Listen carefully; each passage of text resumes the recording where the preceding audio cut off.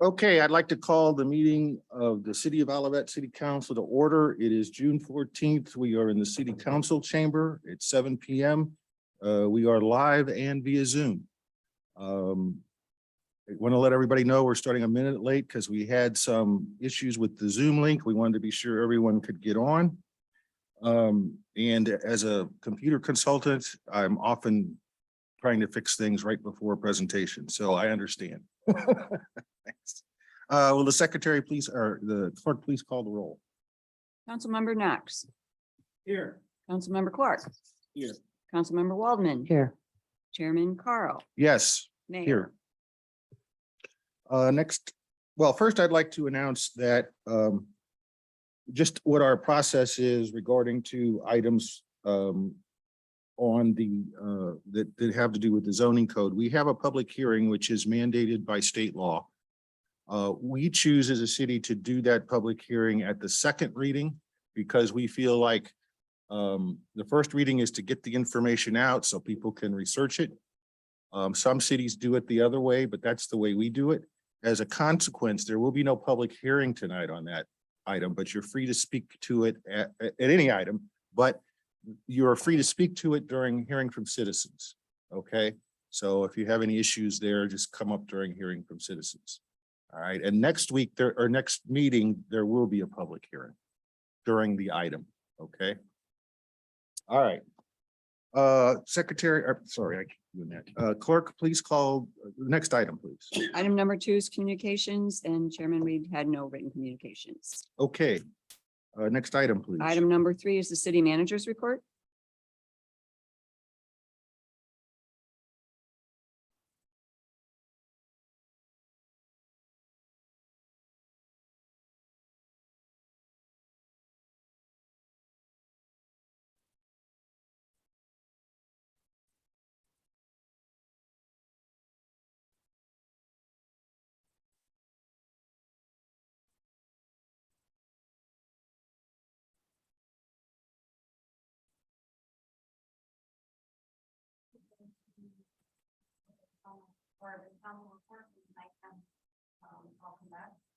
Okay.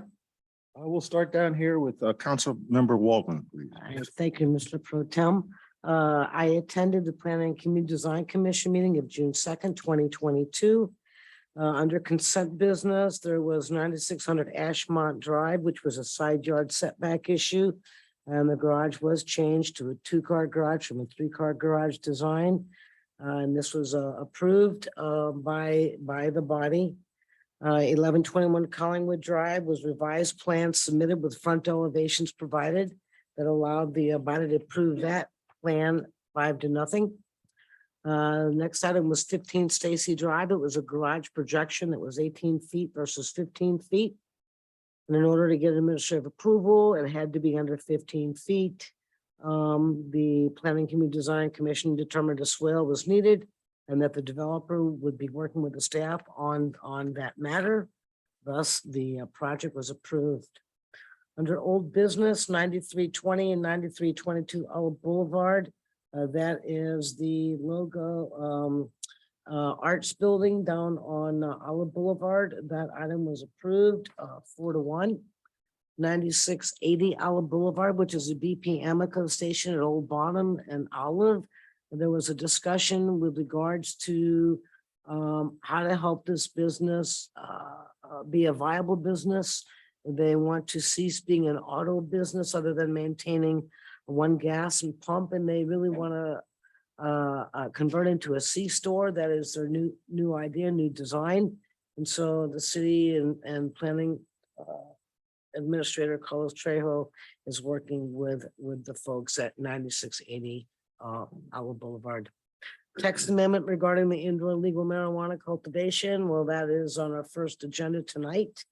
And that is all that I have to report from the business that occurred on the Planning and Community Design Commission on June 2nd, 2022.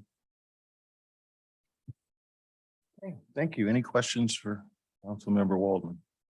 No. Councilmember Clark. I have nothing to report at this time. Councilmember Knox. I have nothing to report. And I have nothing to report at this time either. So previous item, please. Good. Okay.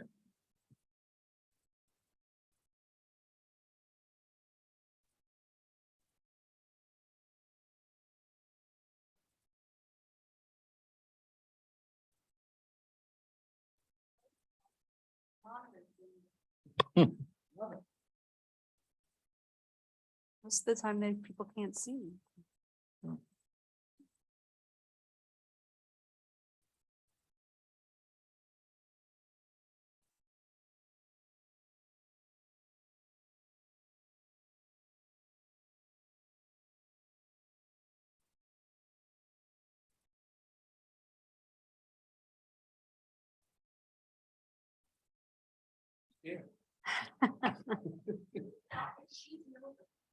Okay.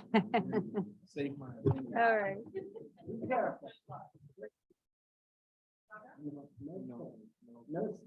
Okay. I'm gonna start with an update.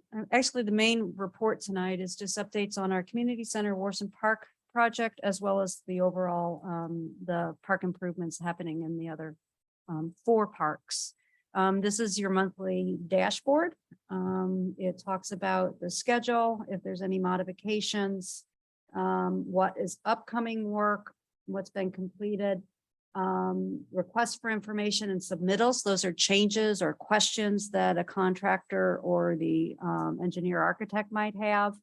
The construction project financial summary, where we are at with our contingencies and our allowances, where we're at with our pay applications and meeting our participation for MBE, WBE, and then what kind of risks and responsibilities do we have coming up.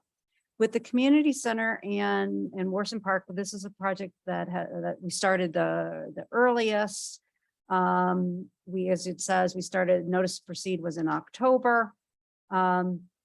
And the contract set to be completed by July 12th of 2020 or 2023, I'm sorry.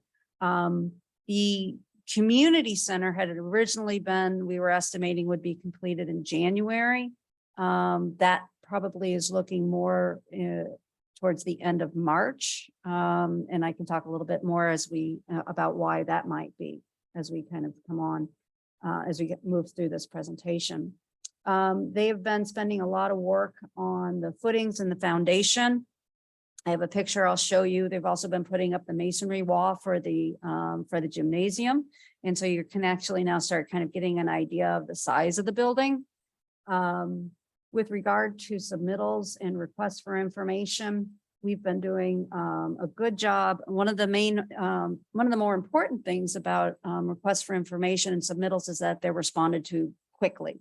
Okay, and you can see, you know, at this point, I think when this was written for July 1, we had 50 that were had been submitted and 50 that had been answered. I think we're probably up to like 57 now, and I think probably 56 have been answered. So they're pretty quick on getting things done. You can kind of see where we are currently with the construction. You'll recall that the Warson Park project, that this project also includes the GRG Centennial Greenway, the Great Rivers Greenway, Centennial Greenway. We are managing that section of the Greenway within Warson Park. We'll also be managing the Centennial Greenway portion that's within Indian Meadows Park as well, and that, as you are aware, is in the next phase. At this point, we know we have some possible change requests that might be coming up, foundation retrofits. There was a change to some of the flooring and a change to the toilet and bath accessories. Once we saw those, Beverly was not, our Park and Recs director was not happy with those accessories. So we've got some smaller and some larger change requests that are coming up. A change request means that there may be a modification in the pricing, okay, either up or down. And we've had both in this case. Where we're at with our contingency, as you recall, with the community center and Warson Park, we have 2 types of contingencies. One is the unforeseen conditions, And that has to do more, that's kind of, it was a $200,000 allowance. And that was really for unexpected issues that we might find within the soils and the foundation and digging. That's really your biggest unknown, is if you come into bad soil, that type of thing. So you can see with that, we've spent about almost 80,000 of the 200.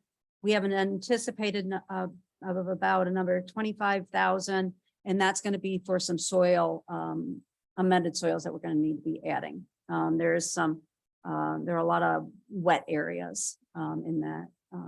And again, we're talking about the community center, and this is actually kind of a trail as well, which goes a big loop around the ball fields. So we are anticipating we'll have about 95,000 left with allowance there. That's pretty good as far as, because we're really pretty close to being out of the soils. The owner held contingency, our contingency was about 528,000. We've spent 67. We have a remaining of 460, but we have another anticipated of 109. One of those, as the council is aware, any change order over $10,000 comes to the council for approval. You've had a couple of those that you've approved. You have a couple more that will probably be coming probably at your next meeting. And again, that's the whole purpose of this dashboard, is so that you're aware not only of where we're at and what we've done, but of where we're going and what you have to look forward to. So we anticipate having a projected contingency remaining of 350,000. One of the questions will be, well, how is that? And it's, well, we work to not utilize the contingency, but you utilize it when you need to. Things that can cost money are not just those things that you need to purchase or buy, but it's also time. Time is money, and time can cost money as well. And so that's why we always are looking at not only if there's a proposed change order, we're not only looking at what's the cost of that, we're looking at are there days that we may lose. With regard to our pay applications and our MBWB, our contract for this was a 12.5% for MBE. We're currently at 19.5, and that just is where we are with paying of bills. That can just be what subs we've used thus far. It could be, we know Wright did have to make a couple of changes. And so they also knew they were probably going to be a little bit ahead of or higher than what they had expected for MBE. So that's good. WBE, we have a contract goal of 15%. We're currently at 6.6% of participation. Just so folks know, the council over the past year has started adding minority and women-owned business contracting goals for the contracts, and so that they can, again, it's part of the equity goal of the council in general. And Mr. Sidney Clark has brought that up. And I think it's been working really well. And that's not only for the contracts of big projects like this, it's also for the city's own operating. We have the same goals. When you look at your owner's risk, the risk is schedule. They're behind in getting that loop done. They are looking for how they may accelerate that. And then we also have the claim for some foundation construction. And again, that's less of a concern for cost. That's more of a concern for time. And that date of the end of March is anticipating that time will be needed. And then the bigger issues, the bigger concerns that we have are right now are things coming in on time. And that is something that we are working through with our architect and with our general contractor. One of the things that we are expecting to come in is a main service breaker.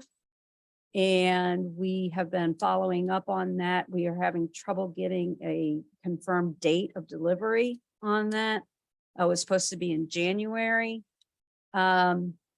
And so that remains an unknown. Just to give you some other examples of where this is happening, where this is slowing down work. The Oliver was going to be open by now. They were waiting for some electrical components and now they're waiting for refrigerators. And so it is, for however it is that we've gotten here, it is a real issue for us. And so just to let you know that that's out there. We had hoped to have a little bit better information today. And after our meeting, our construction meeting this morning, and all I ended up with was a much wider, much broader time frame in which it could happen. So we'll be looking at that. And as we get into some of those components that may really delay our schedule, I'll be bringing those up at each of the meetings so that we stay aware of that and on top of that.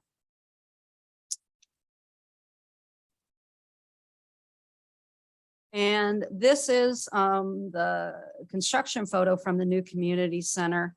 On the left side is you have the fitness center, and then you have the gymnasium on this end, and that's one of the walls of the gymnasium. On the other side, at the far end, is where there will be the aerobics room, the locker room, a lobby that will go all the way down, and then here you'll have the various meeting rooms. A little more lobby, and then the indoor playground. It's hard, unless you have a drone, it's hard to get a really good footprint, a really good look at what the footprint is, but it is pretty cool to see the design as it's going up. And it was very interesting to go out today and see the gym wall going up. So they are continuing to work. We'll just keep forging ahead. For the parks, again, we have other park improvements in Stacy, Villa, Irvside, and Indian Meadows. We started at Stacy Park. We've shown pictures before of when they took down the overhead of the old pavilion. They've gutted the inside of that, the restrooms and what had been kind of a kitchen area or storage area. They've painted it. They'll be putting up a CMU on the outside of that. It has a new roof, a green metal roof. That roof will match the new pavilion. They'll be out of that, but they're right now, if you drive by, you'll see they're doing a lot of work within that parking lot. And that's a lot of the stormwater work and some of a bioswale that they're doing there. And they are also working on some additional trails. And I believe you have a change order tonight for an additional connecting trail. That is, and so they're working pretty well. Actually, they will be out of that park in July. The pavilion won't be delivered until September. So the park will be open and won't have a pavilion until hopefully September. So then they've then started work at Villa Park now, where they've taken up some of the old walking trail. They'll be putting in a new trail and a bigger kind of circle trail. They'll be putting in a splash pad and some new playground equipment. And then after Villa, I believe they're going to go to Indian Meadows. And part of the phasing of this is to always keep a pavilion open. So Irvside and Villa both have a pavilion. So Irvside will be last, and that's mainly because then we'll be out of Villa, so we'll still have a pavilion and hopefully, and then we'll have Stacy Park open as well. Indian Meadows will be getting some water play, a new playground equipment, additional trails. And then in Irvside, it's going to be, again, a new dog park, a new play, a nature play, and that type of thing. I should have said, I'm sorry, I have Beverly Tucker Knight is on in case there are any questions. I'm going to go ahead and move her to a panelist in case anyone has any questions for her. So again, we have, it's the same setup on our dashboard here. We look at our project schedule. We look at the work that's been that's been completed to date. You can see there in Villa doing the tree removal and demolition.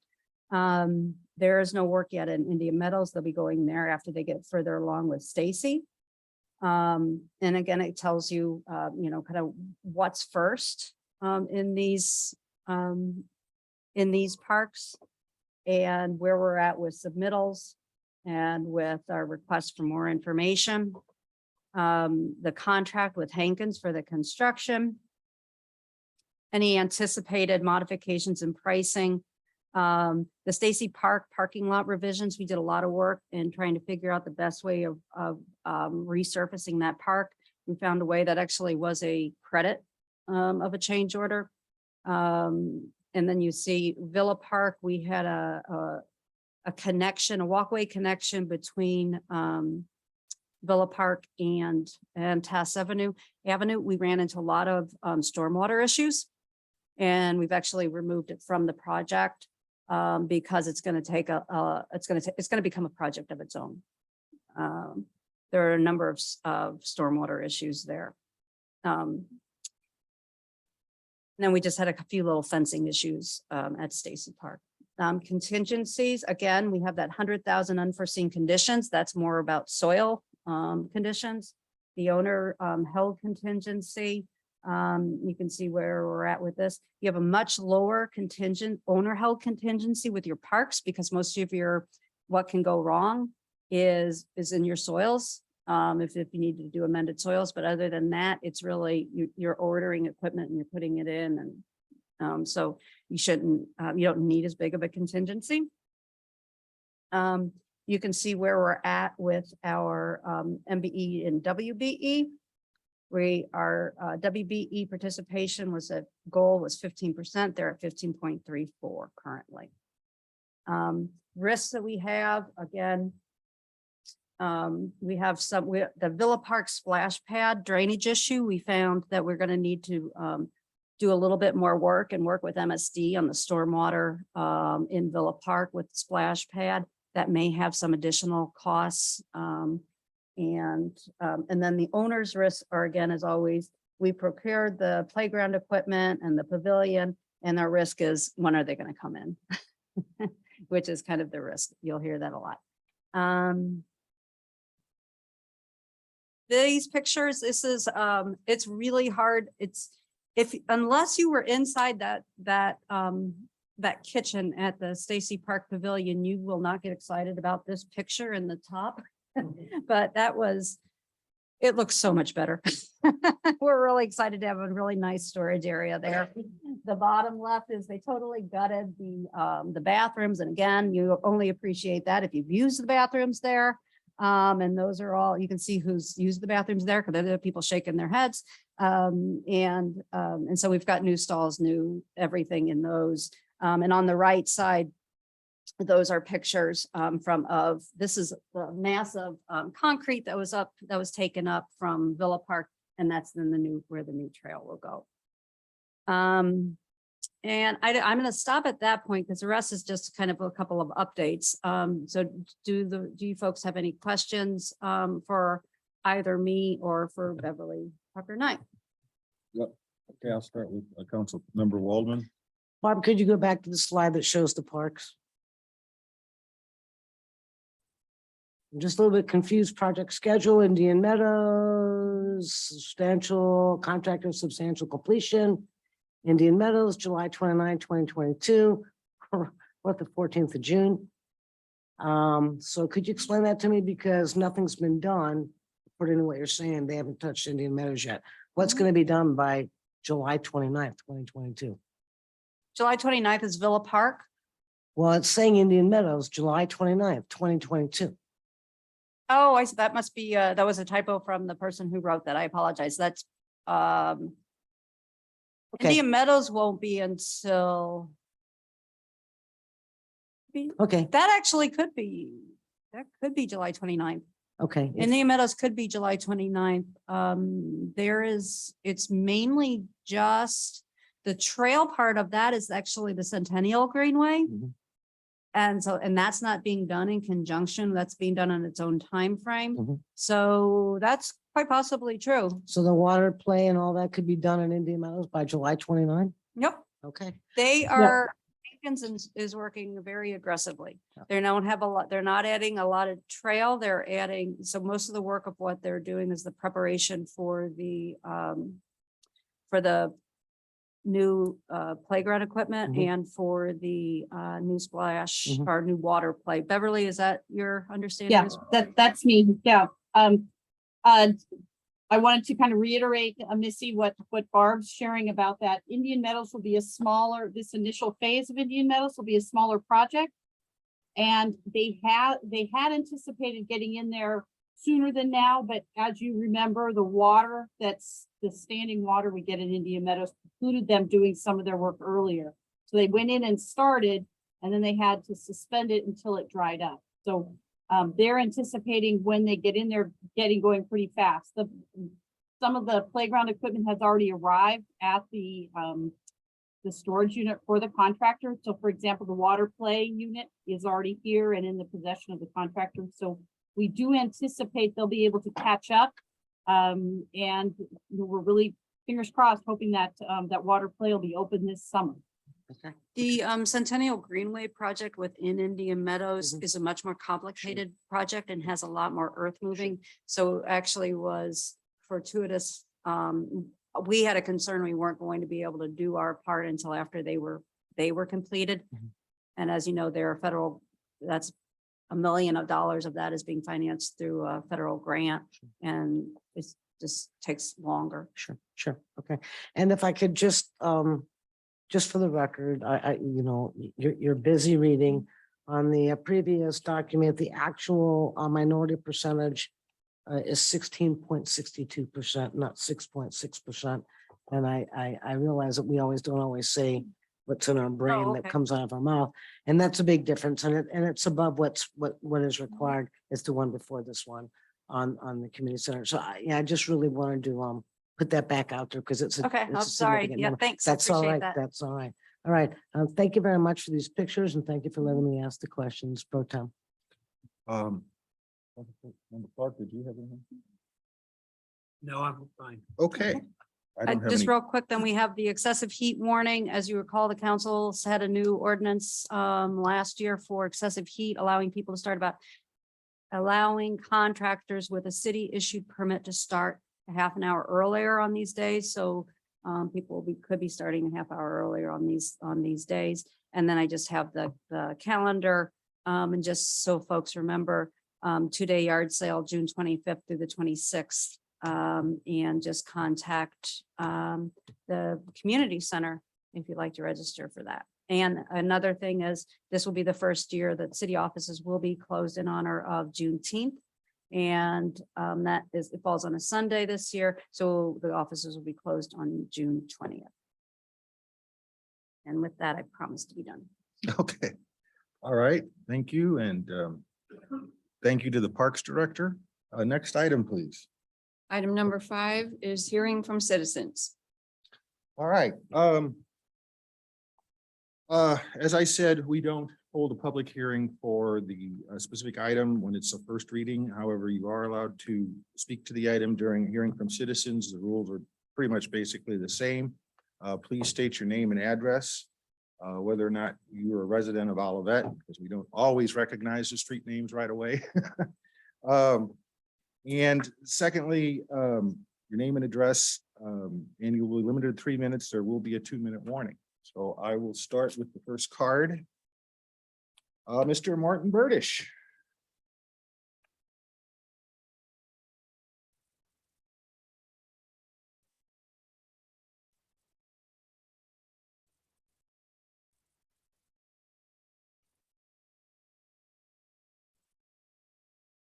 Martin Burdish, 8829 Chisholm Court.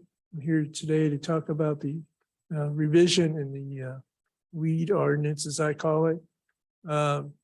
As you know, members of the city citizens were extremely against the weed factory coming in.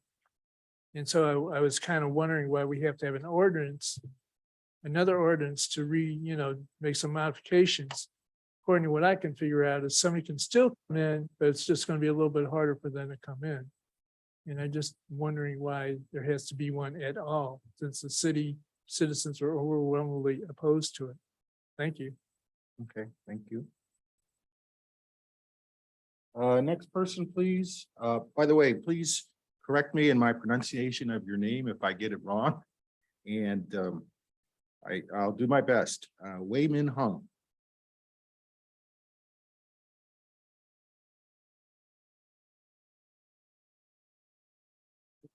My name is Wei Min Hong, address 8900 Comstock Drive. I'm just like to, that's regarding the bill 2979. And I know it was kind of intended to approve the special use permits.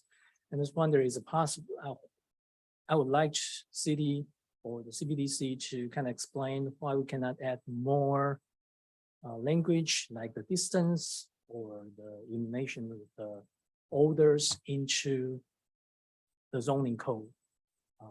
And I will, Okay. yeah, thank you. Thank you. We typically don't answer questions during I hearings from understand. citizens, but I hope that the presentation later on the item will explain it. If it doesn't, you're free Okay. to ask again. And Yeah, I think that's better for the two-way communication. Yeah. To understand what city stands. okay. Thank you. Next person will be Jaeyoung Chiao.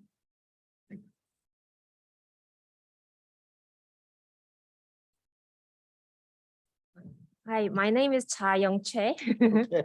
It's close enough. Thank you. And live at 53 Presswood Lane. And thank you for hearing our concerns about the special permit regarding marijuana facility. I attended the PCDC meeting, so I aware of what was approved in that meeting. The biggest concern for the marijuana growing and processing facility is odor. In the special permit proposed by PCDC, I could not find any text that require no odor outside of the facility.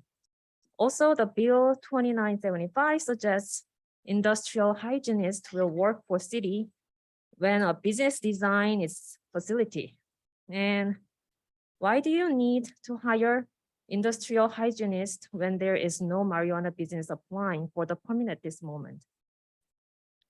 So at this point, I request not to approve the proposed text amendment yet. It is known fact that marijuana growing and processing creates skunk-like odor. And it is also known fact that there are a lot of community complaints regarding odor from those marijuana facilities. So it is clear what to do. City needs to set ordinance stating that no odor can be detected outside of the facility. And businesses need to find the best possible way to remove odor. Marijuana industry is growing fast, and the odor removing industry is growing fast too. There are companies claiming that they can remove odor. Removing odor to achieve no odor outside seems possible. Requiring no odor is not new requirement. Many cities in other states require no detectable odor outside of the building. And our neighboring cities in There's Missouri. 1 minute left. Oh, okay. Creve Coeur and Town and Country and Lake St. Louis also states no odor in their ordinances. Let me just read from the bill and ordinance from City of Lake St. Louis approved on May 2019. No medical marijuana cultivation facility, testing facility, infusion product manufacturing facility, and dispensary facility shall emit an odor or in any way cause a public nuisance as defined in Chapter 220. Appropriate ventilation system to prevent any odor of marijuana or fume from leaving the premises or other changes to the facility can be required if public nuisance violation occurs. Olivet should be able to have same ordinances as City of Lake St. Louis has since 2019. Thank you for listening. And I would like to.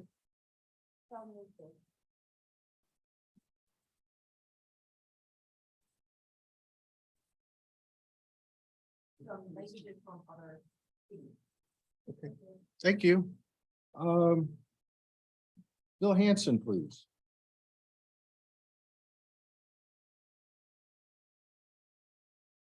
First, you can read my writing. Most people can't, so. I'm speaking for Cleaner Olivet this evening. So first of all, I would like to thank City Council, staff, PCDC for we asked you a lot of questions through both verbal and email, and you responded. We actually had a little bit of a delay because it went to spam and we didn't realize that City of Olivet emails went there. So you may get a flurry of email back from us because of that. So thank you for that. We do have a couple of requests.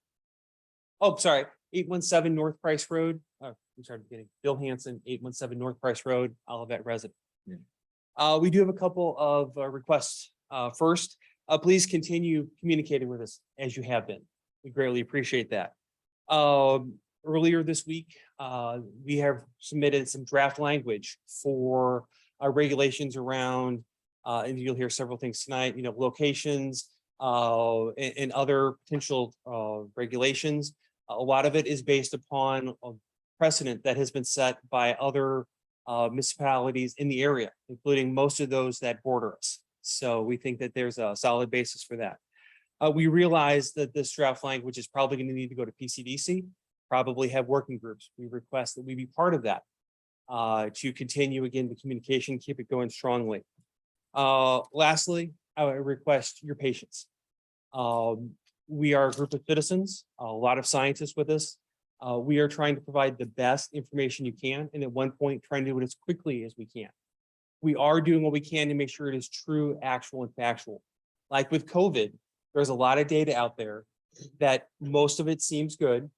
We are trying to do our best to make sure we're doing peer reviewed. We are now double checking, and we are actually we're implementing process improvement process. Very worded poorly, to make sure the data we're providing is good, is solid. So please look at that. If you see something that's incorrect, please don't consider 1 minute everything, left. thank you, to be invalid. Know that we are doing our best. We're not trying to mislead.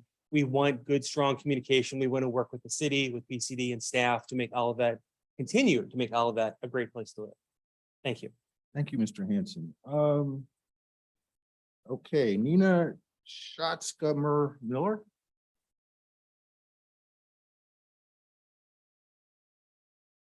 Nina Schatzkammer Miller, 36 Pricewoods. I'm a resident. We've received a lot of information from my learned friends over the past several weeks. We've heard of the perils of locating marijuana growth and processing facilities near people in residential communities. Close to our houses is not the place for such facilities, and we hope that any prospective business has learned that Olivet residents oppose this intrusion on our right to live peacefully in our neighborhoods. How will we be sure that one of these places will operate without offending its neighbors? And who are the neighbors? Depending on the day, the production schedule, wind speed, and direction, it could be any resident of Olivet. We are not asking for anything extraordinary. It is your duty to pass ordinances that protect the public. You regularly formulate land use policies and approve building projects, always with an eye on doing what's best for the residents of Olivet. Any ordinance enacted regarding marijuana growth and manufacturing facilities need only not make it unduly burdensome for the prospective business. What does this mean exactly? I'm not sure anyone really knows. It's not like putting a fence or a pool in a backyard. It's not like having another gas station down the block from an existing one, like what happened with Quick Trip in Creve Coeur. There are very few of these facilities in our area, and of course, none in Olivet. Most are located in true industrial areas, far from any residences. The one that slipped into Rock Hill has been a disaster for its neighbors. We must not allow that to happen in Olivet. No business of any kind has an absolute right to engage in activity that would jeopardize the health and welfare of our community. It is not too much to ask that businesses that have strong, unpleasant odors, loud noises, bright lights, water and ground pollution be highly regulated and away from our neighborhoods. The law can protect us, and you can be its instrument. We have provided you There's 1 with minute reams left. of information, studies, documents, scientific proof of the danger this kind of facility will pose if located close to our homes. We have even written the ordinance for the special permit for you. It has been carefully and thoughtfully structured to try to protect us, your constituents, as best we presently know. Your proposed amendment in the zoning regulations doesn't even refer to the manufacturing part of these facilities, only to the cultivating. You are incorrect in your belief that there is an absolute right to any sort of business to locate in Olivet. Where, pray tell, is the adult bookstore that wanted to locate here in 2006? I still view the requirement of the special permit as only a start. Even once such ordinances are in place, I promise you that we will remain on high alert. You know that the residents are opposed to placing this sort of business in an area so close to homes. The residents whose voices you have heard will keep watch. Our numbers will continue to grow. We charge you with keeping us informed, providing ample notice for public hearings, educating the public, including community-wide surveys. We must work together to provide Olivet's residents. Olivet is leaving itself open to Okay. lawsuits in the future. Thank you.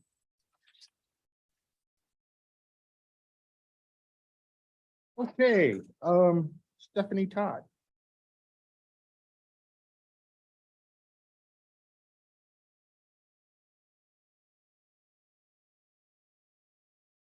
Hi, Stephanie Todd, 7 Heather Hill Lane and Olivet resident. So I would just like to add that at least what I've seen, the marijuana facilities, adding marijuana facilities under the special permit clause is not enough. There's nothing there under the special permit clause. And as I read the draft coming out of PCDC, it actually says that odors are not considered a nuisance. There will be no, it basically says there's no restrictions on odors. When, that's the main issue that we have with it.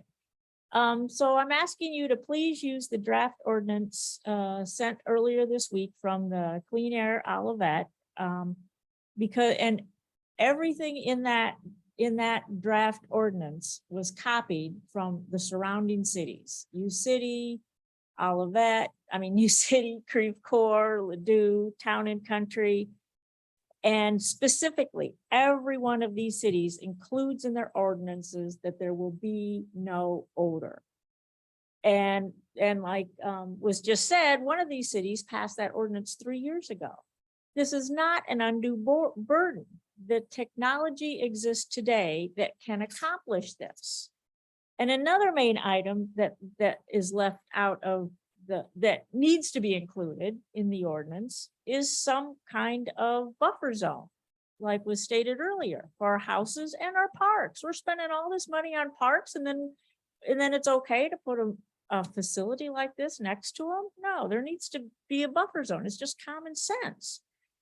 Also, an industrial hygienist is not the right person to provide guidance for the ordinances. An industrial hygienist reviews working conditions. There's 1 minute left. The focus of the ordinance should be on the citizens and protecting the city of Olivet, not on the workers at this facility. Thanks. Thank you. Raphael Edson.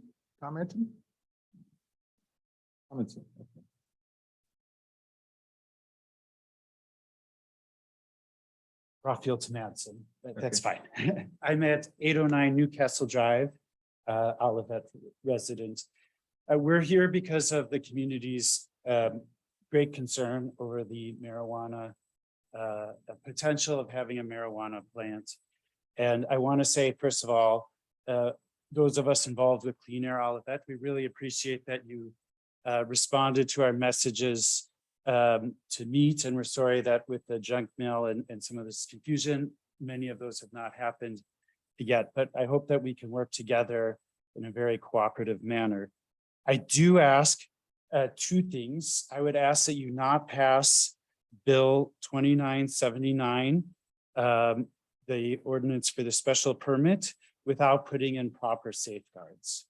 I would ask that the proper safeguards, we have written and vetted a bill, which I would like to give the clerk. I know you have copies, but just to make sure that they get in. I want to emphasize, as has been mentioned before, not only are these bills based on language from our neighboring communities. But we have also run these bills past 4 different lawyers, including one that specializes in zoning. And by the way, 75 residents, I think 75 families, I should say, from Olivet have contributed towards the hiring of the lawyer to make sure that this is a properly vetted bill, that this is a reasonable set of ordinances to have and would be a legal bill that would withstand challenges. These bills will help us with several risks. That's why I call them safeguards that we need. They'll help the Olivet residents with health risks. We know that there's problems with the hazardous chemicals in the air and the water that come with these plants. It would help us with economic risks. There is a very significant chance that land values, property values, especially for residential areas, would go down if such a plant came There's in. 1 minute left. And also potentially to businesses nearby. You know, who's going to want to sit in the Chevy's nice patio and have dinner if it really stinks? And we know from Rock Hill what's going to happen if things get there. It's going to cause a problem. It's going to really stink. It's not going to be a very appealing place to come. And I think it also reduces our legal risks, which is, should people who are in that neighborhood that are most directly affected, whether it's the current location or another location, sue the city because we allowed them to put a facility right next to their homes, all of the rest of us residents end up paying the legal cost, and if we lose, the damages as well. So it really protects us on health, economic, and legal. And the last thing I'll just say is, in putting together these restrictions and working together, we have an incredible brain trust of people here in Olivet. Sorry, it'll just be 2 seconds. An enormous number of PhDs. Actually, I'm a PhD as well in economics. I teach at the WashU Business School.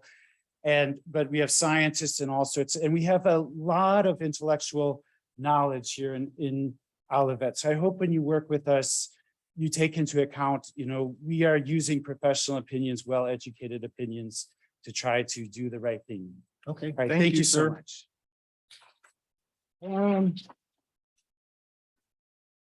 All right, I'm gonna have real trouble with this one. I'm sorry. CIU. Yeah. Chip, you. Oh, no. Thank you. Whoop.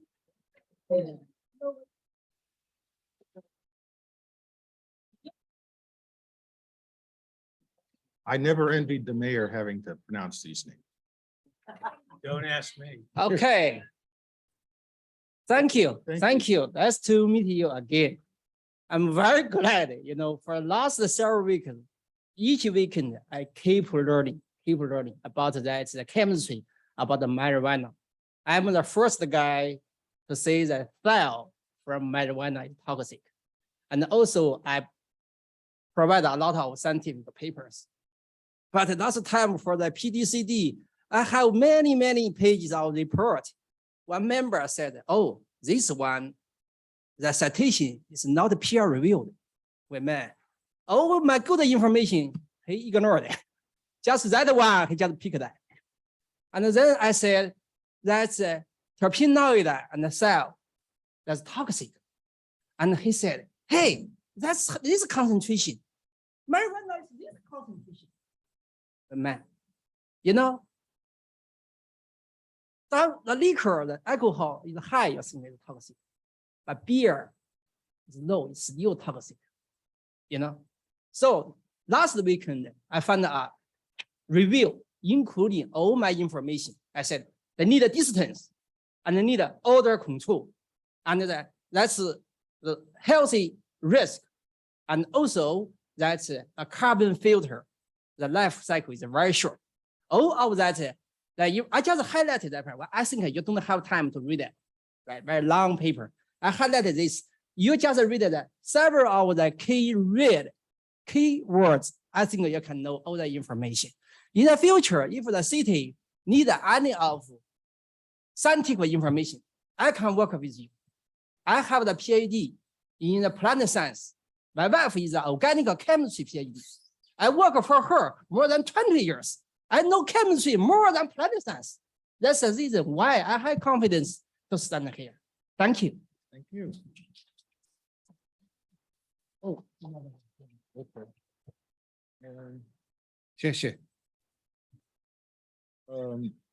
Okay. Okay. Lana Lebecky?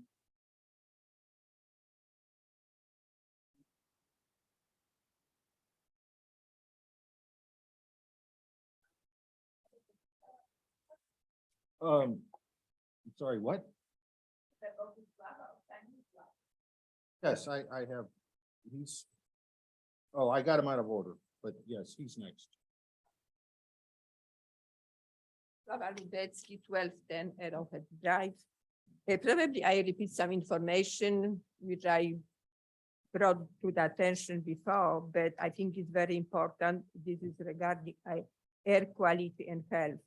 As everybody knows already, terpenes and terpenoids typically is the source of the odor, which is volatile organic compounds and are produced by cannabis plants. While the cannabis plants usually become more pungent during the last 6 weeks of growing, some plants harvest year round, which means they are generating strong odor continuously. Another problem is that the odor is usually not generated in the one location of facility. There are 3 sources of odor: the final week of growing, the drying process, and the trimming process. So the odor needs to be controlled at each of the stage of the production. Also, at marijuana infused product, the evaporation of solvents as butane, propane, CO2, ethanol, isopropyl, acetone, heptanol, pentanol, and other processes in the production results in volatile organic compound. These volcanic organic compounds contribute to the ground level ozone by chemically reacting with other oxides in the presence of sunlight. Ozone is a pollutant that is harmful to human health and negatively impacts environment. At the level 0.3 ppm parts per million in the air, ozone inflames human lungs. Studies show that the threshold level of ozone for lungs damage in athletes is less than 0.2 ppm. 0.2 ppm is EPA stage 1 pollution. There's 1 minute left. The federal ozone limits for clear air is 0.12 ppm. There's a lot of problems. The real problem is damage done to body. The ozone damage tissue by generating free radical chain reaction, damaging bronchioles of the lungs by attacking polyunsaturated lipids in all membranes and damaging and killing red blood cell by generating hydrogen peroxide in blood. Therefore, it's very important that the cannabis industry mitigate the odor emission in the process. Most cities and countries or municipalities require grow facilities to have odor mitigation plan in place before they will issue an occupancy permit. They also require that the system work effectively and they can shut down facilities that have an inefficient odor system. Another problem is also. If you have just a minute more, finish up. Yes.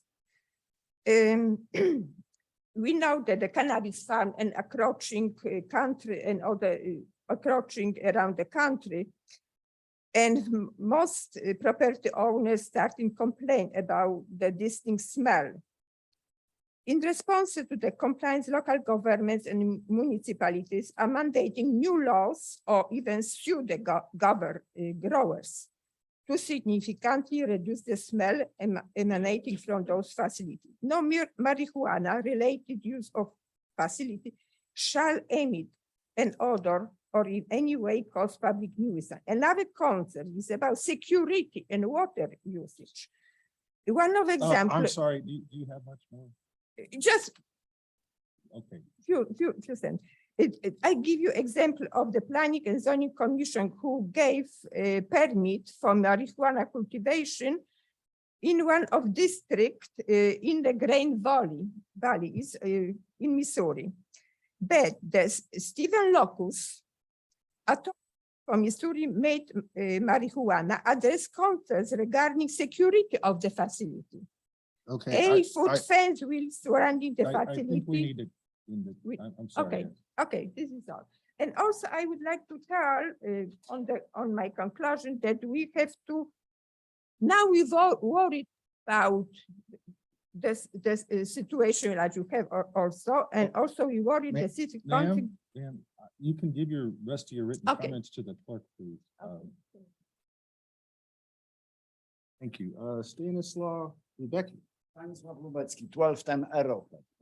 Okay, everybody remembers that not long ago, marijuana growers, processors, and users could be charged with crime, right? Now they have right to do their business and freedom to do it, but their freedom shouldn't infringe on our freedom, right? I would like to be free from inhaling fumes of marijuana, to have my water on the ground poisoned or contaminated. So this is very serious. I hope that City Council understands this conflict of freedoms or conflict of rights. It's them versus us. And there is no way we would back up. And I think what Olivet Clean Air proposes is just meaning. And I think this bill 2979 should be amended with proposals of Clean Air. Thank you very much. Thank you. Ross Johnson.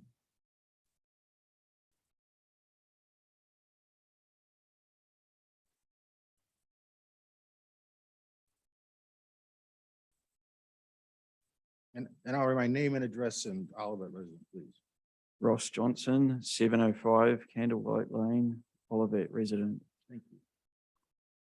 Hi, everyone. I'd like to speak about my support for a no odor requirement for any future marijuana growth operation here in the city of Olivet. As you've heard, marijuana cultivation produces offensive odors. These are skunky terpenoid compounds that you've heard about, and marijuana produces more of these odors than conventional agricultural crops. From a technical point of view, these odors can be effectively removed by filters, specifically these activated carbon scrubber filters. Now, these are sometimes marketed specifically to the marijuana cultivation industry. And one of the marketing points for one of these carbon scrubber technologies is, get this, fewer headaches for operators, regulators, and neighbors. So it is possible to have no odors being released from one of these facilities. Sometimes this requirement is mandated, such as in the city of Vancouver. And it's something due to this great technology, 1 gram of activated carbon has as much surface area as an entire tennis court. And there's other aspects why this is beneficial to the workers, for example, who have less exposure to these hallucinogenic odors. So something also to mention is that there are ways that this odor removal can be used effectively as part of the industry. These systems can be tested and effectively checked using a butane activity test, and with regular changing of filters can be maintained, that their effectiveness can be maintained. Just one last point to make is that these filters are also sold to home growers. These are people who grow their own marijuana for their own personal use.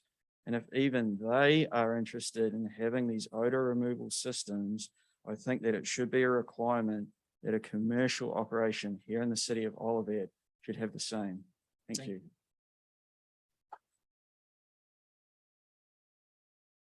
Bernstein? Lee Bernstein, I'm sorry.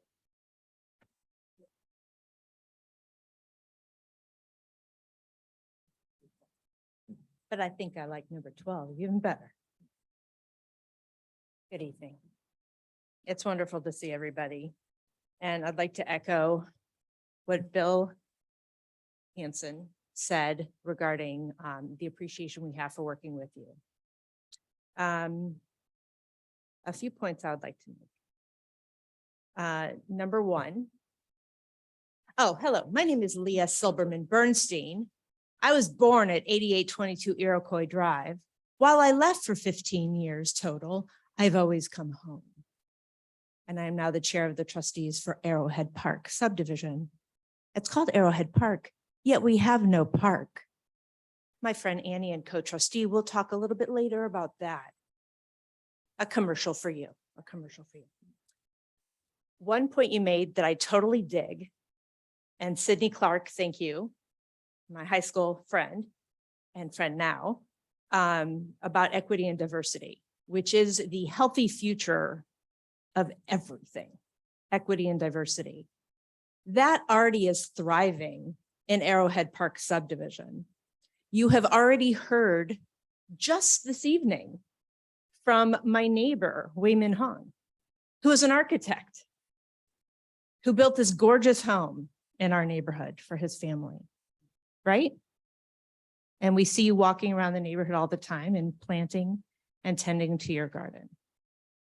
And Dr. Senjuin Liu, who is a plant biologist with CoverCress, who has done a lot of research and presented it in the most wonderful ways, because he's just an amazing human being, as you've all gathered from his speaking here. And my neighbor across the street, Dr. Goja Yang, who's a geneticist. My husband, a Jewish lawyer. There's 1 minute left. Okay. Okay. I know, but I like you guys. I visited Rock Hill. I was actually shopping at the Goodwill with my daughter on a Saturday afternoon, and we got out of the car. This is more than a quarter mile from their facility. I got out of the car and I started looking for the skunk. This was a Saturday afternoon, looking for the skunk. It was that potent. John Pennington lied to our faces when he met with my board of trustees. He presented a PowerPoint that did not talk about any noxiousness from his enterprise. And I asked him about it point blank. And when he stood before you all, he also turned it about himself. Can I borrow a minute from somebody? I mean, just quickly. Okay. I was at 1220 North Price today. Most people in my neighborhood think it's vacant. Bamboo Commercial Properties owns it. Intellica Property manages it. It is a disaster. There are 3 current multi-year lease tenants who are business owners, 3 business owners in this property. They hate Bamboo, who has done nothing for the property. What has our leadership with Olivet done to make them just, redo the driveways and maintain the grounds around the building? Okay, I'm sorry, I'm gonna have to end it with that. Okay, and I love you all. Thank you. Thank you. Okay, I don't know why I have such trouble with this, but it's Jillian Tomedson. Okay.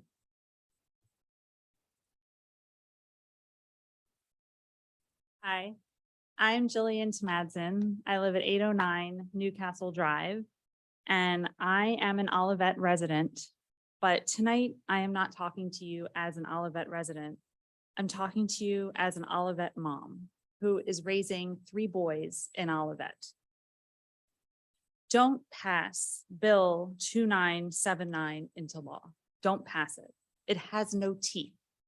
It won't protect the citizens of Olivet from the harmful effects of a marijuana facility that so many people here and at previous meetings, scientists, doctors, and PhDs have iterated over and over again. It is harmful. Don't pass Bill 2979 into law. Clean Air Olivet submitted to you the language that will properly safeguard our community. That's the kind of language that other neighboring towns have. Why shouldn't Olivet City Council protect its residents as neighboring towns' city councils have? Don't pass this bill without Clean Air Olivet's amendments. Protect the residents who voted you into office and their children. Thank you. Thank you. Okay. That's it, unless we have people that would like to speak from Zoom. You have anybody? If so, please raise your hand.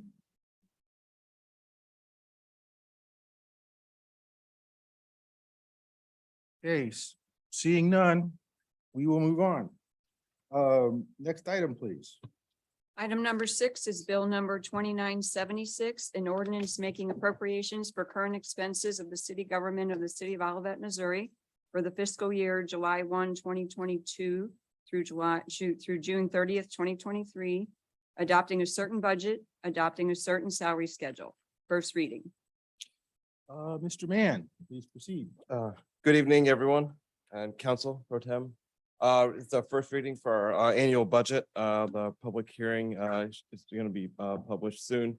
You'd see on the agenda item for tonight a brief summary for an $18.1 million annual budget for the city of Olivet, and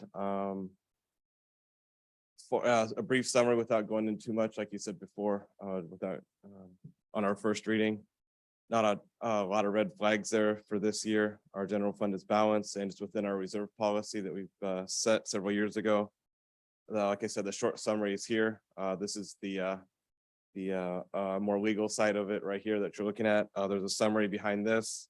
And then the draft budget book, which is the full document with all the interesting things and charts, is available now on the Olivet website under olivetmo.com/151. You can click on the annual budget there. It's contained in the archive, and there's a quick link there for that. Any questions that you might see in that budget book, or any questions we would see here, more than happy to answer or include as part of the presentation in a couple weeks. Okay. Does anyone have any questions? No. I will note that this is not our first time at seeing this, so if it's a little overwhelming for you, we have been having meetings at work sessions and whatnot about this budget for a long time. So that's why we can kind of look at it quickly and say, yes, this is what we had agreed to. But anyway, thank you. One thing I would like to point out is, will you please tell the audience what awards we received for our financial statements, please? Sure. It's called the annual comprehensive financial report. ACFR is what it's called now.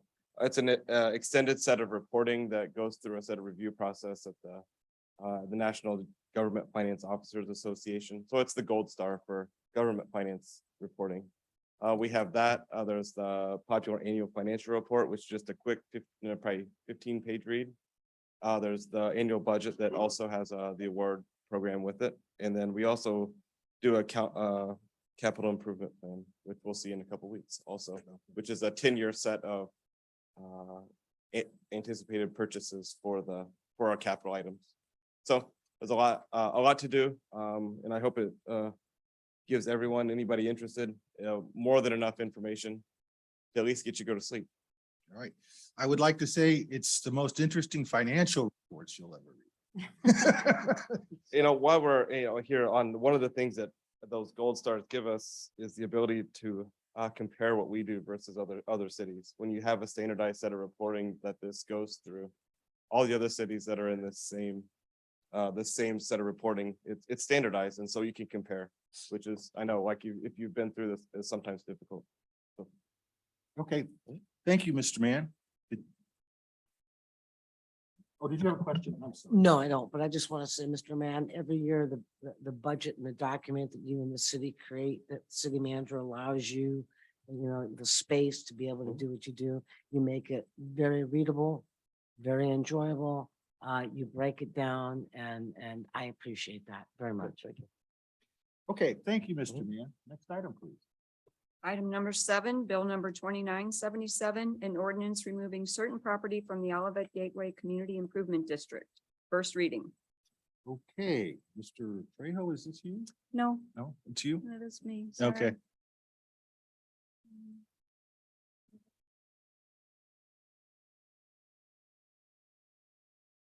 Okay, as the council is aware, there's a community improvement district that was formed.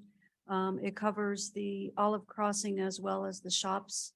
And there is an extra 1% sales tax on on sales that occur within that special district.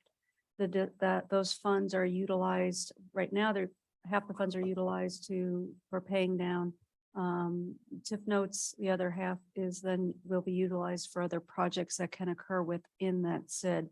Those could be infrastructure improvements, various things. As the council is also aware, there was a change to the TIF that added an apartment complex. Apartment complexes do not contribute much in the way of sales tax. And the Community Improvement District Board took a motion to remove that property from the SID. And again, the Community Improvement District Board is actually a separate entity. The CID itself is a separate political subdivision, and that is why it can authorize a 1% sales tax. However, for that act to be final, the council has to give final approval, and that is what this is about.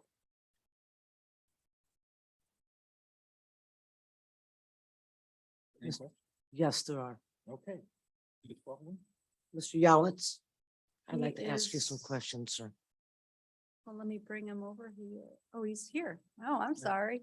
I thought you were in home. You brought me over with technology like we've never seen before. Oh, Greg you're going old Yowitz, school today. totally old school today.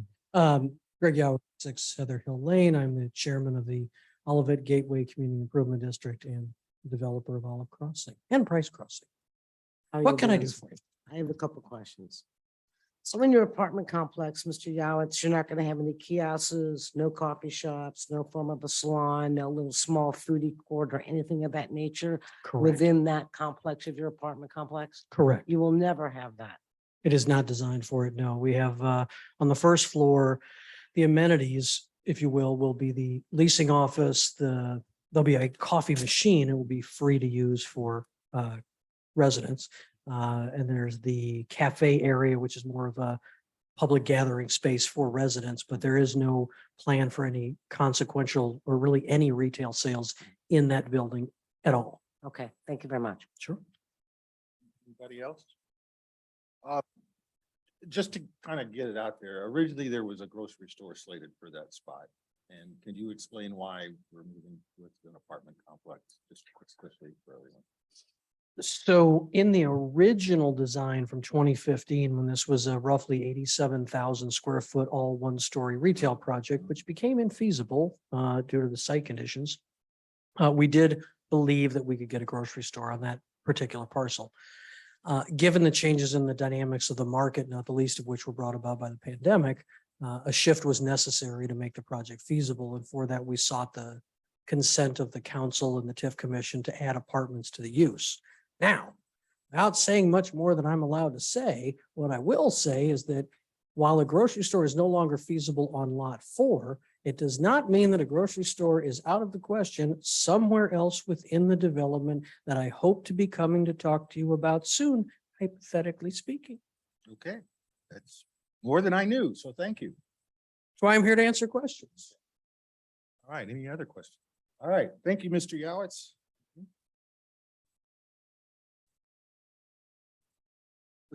Just to let you know, we can't always dictate exactly what we get. Sometimes we have to accept who's willing to come. So. Yeah.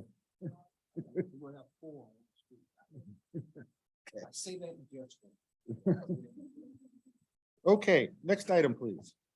Item number 8 is bill number 2978, an ordinance authorizing the issuance of tax increment revenue notes, Gateway I-170 redevelopment project, Series A and B of the city of Olivet, Missouri, to provide funds to finance certain redevelopment project costs and approving certain actions in connection therewith.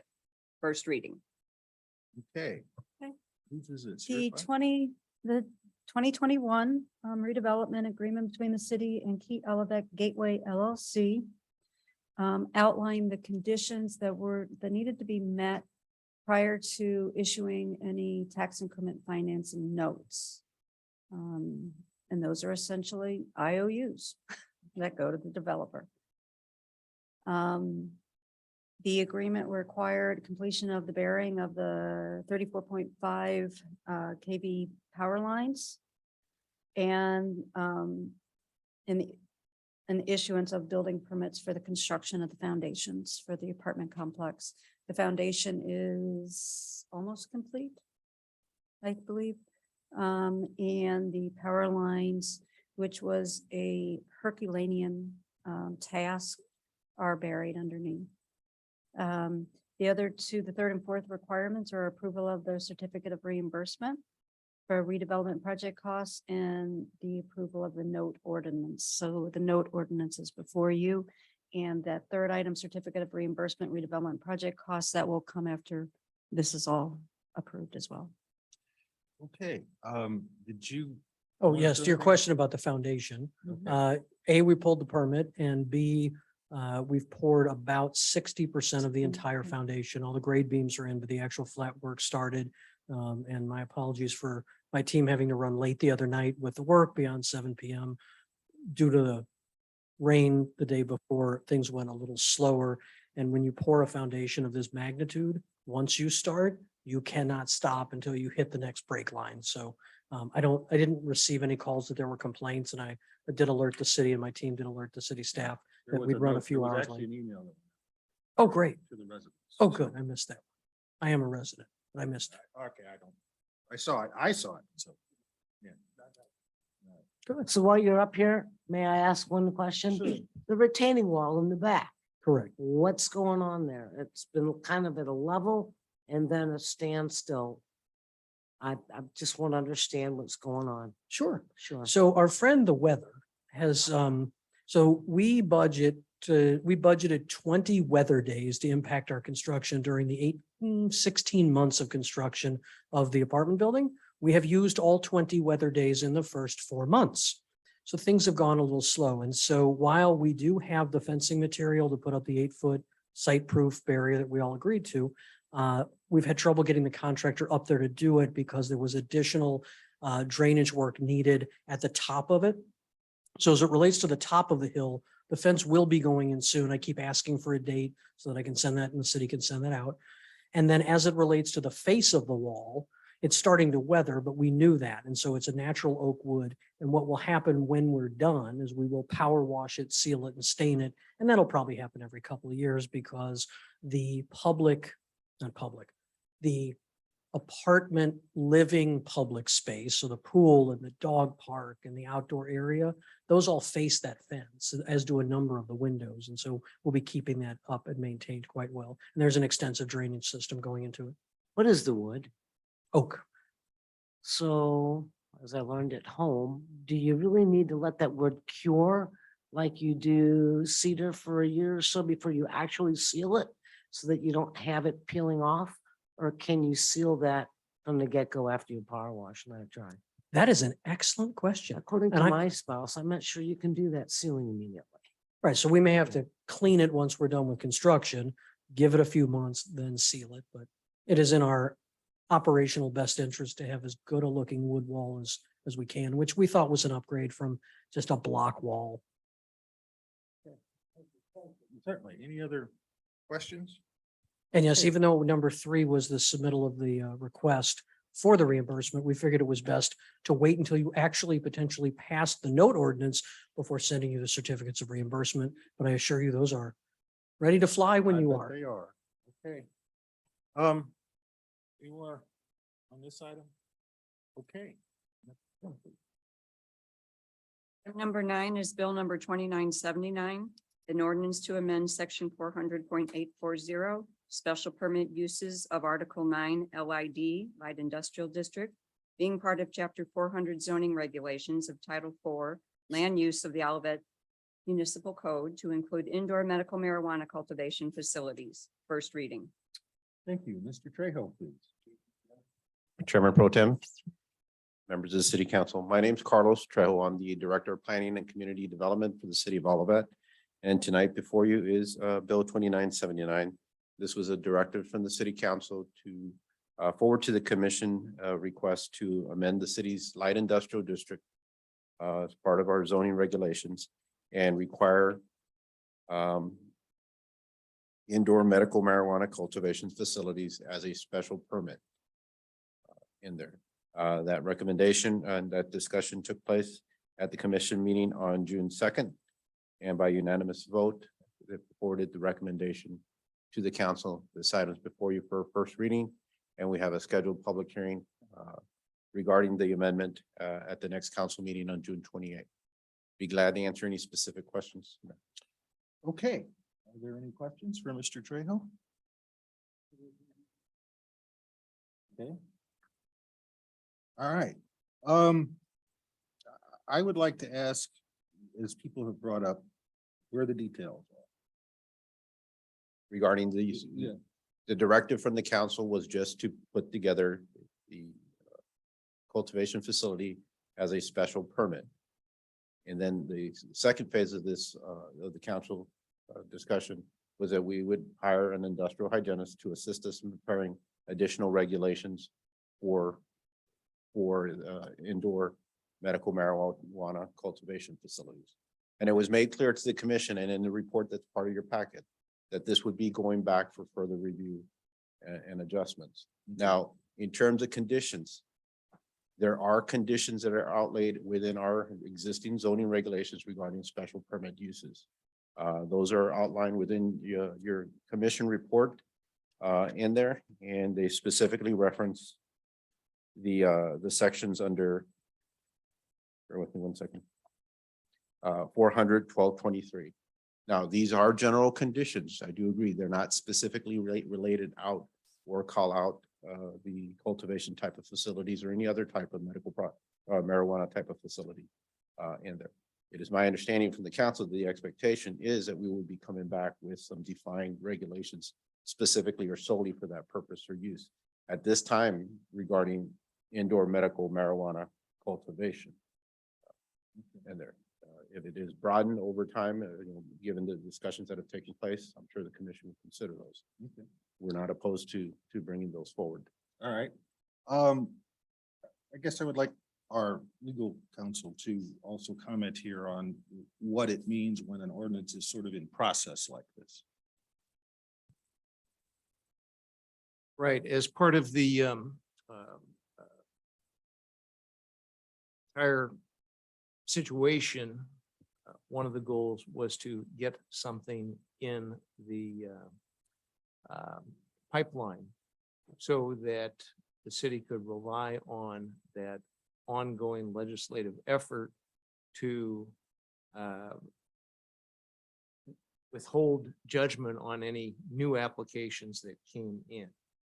So that is, as Mr. Trejo said, that was the reason for expediency. And as he said, that doesn't prohibit the council from considering further details, either in this legislation or in future legislation. Now, let's see. This is a question, I'm not quite sure how to phrase it, but a lot has been said about what the other ordinances in other cities. And that just completely ban odor. What is, why, why aren't we just doing that? I guess is the question is, what is the, so it's about whether or not it can actually be done. That question hasn't been put to me. I haven't looked at Okay. other city bans. I think what our concern is that, at least mine, if you pass an ordinance, it's not necessarily enforceable in court. So that's really why we're looking to be more cognizant of what is actually possible. So that is really kind of why we're pursuing it the way we are. We want to be sure we get it right and don't end up in court and lose. That's basically it. So. Chairman Pro Tem, may I just add a statement just so folks know? We did get an email from Katie Pachon with regard to the what you got, a number of you have referred tonight as the proposed text amendment. That didn't come in until 11 a.m., almost 10:33 a.m. this morning. It was different from what was presented at the Planning Commission. And so I'm going to guess that the majority, if not all council members probably have not seen that. I have not And seen so I don't want, someone said was sent earlier this week. It wasn't received. It was received today at 10:55. So if you were expecting a communication or a comment on that, it's not going to happen because they have not had the opportunity to read it. I've read it, but I don't believe anyone else has. Is that the document that somebody said was a bill that they turned into the city clerk? Is that what that is? Okay, and Mr. Martin will get a copy of that as well? Yes. Okay, thank you. All right. Next item. Item number 10 is resolution number 2022-225. A resolution consenting to the assignment of certain interest in connection with the city's taxable industrial revenue bonds, City Center redevelopment area project, Larson Ridge House Investors LLC, Series 2028. It's me.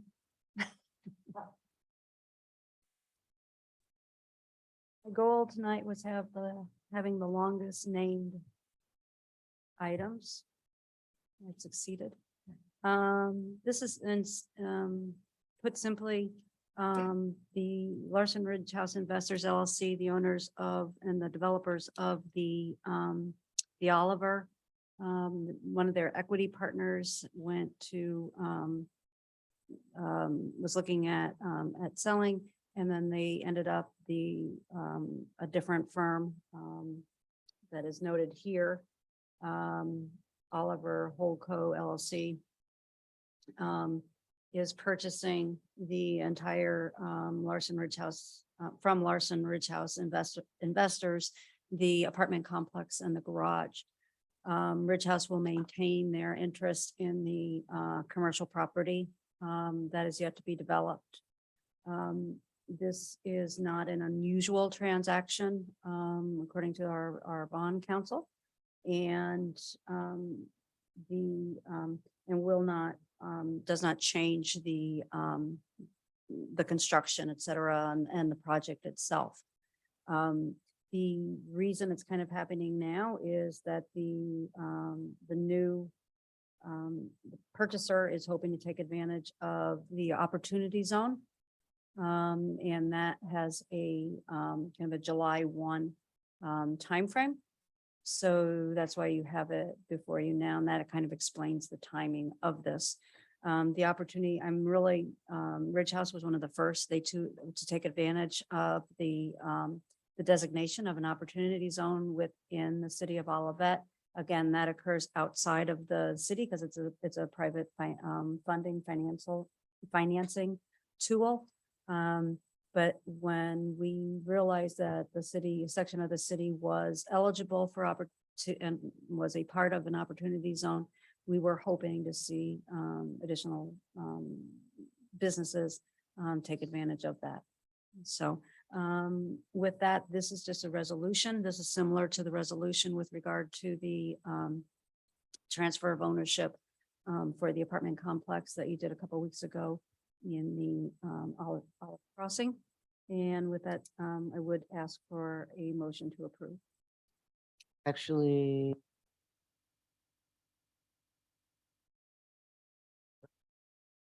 Yeah, I know. okay. Ms. All right. Baldwin. I motion to approve resolution number 2022-225, a resolution consenting to the assignment of certain interests in connection with the city's taxable industrial revenue bonds, in parentheses, City Center Redevelopment Area Project, Washington Ridge House Investment LLC, Series 2020A. Is there a second? Second. First and second, please call the roll. Councilmember Clark, Yes. Councilmember Knox, Yes. Councilmember Waldman, Yes. Chairman Carl, Yes. motion passed. All right. Next item, please. Item number 11 is approval of Hankins Construction proposed change order request, COR 14, totaling $29,136 for the park improvement project at Stacy Park. Okay. Who's got this? Barb? You're just taking them all.